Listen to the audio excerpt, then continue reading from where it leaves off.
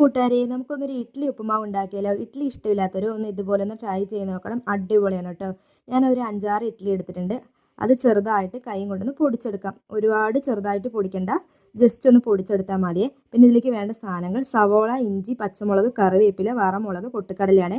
കടുക് പൊട്ടിയതിന് ശേഷം നമുക്കിനി പൊട്ടുകടല ഇട്ട് കൊടുക്കാം. പൊട്ടുകടല ഇട്ട് കൊടുക്കുമ്പോൾ പ്രത്യേകം ശ്രദ്ധിക്കണം, കരിഞ്ഞു പോകാണ്ട് ശ്രദ്ധിക്കണം കേട്ടോ.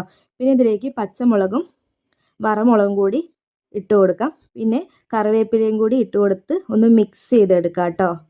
ഒന്ന് മിക്സ് ചെയ്തെടുത്തതിന് ശേഷം നമുക്കിനി സവോളയും ഇഞ്ചിയും കൂടി ഇതിലേക്ക് ആഡ് ചെയ്ത് കൊടുക്കാം.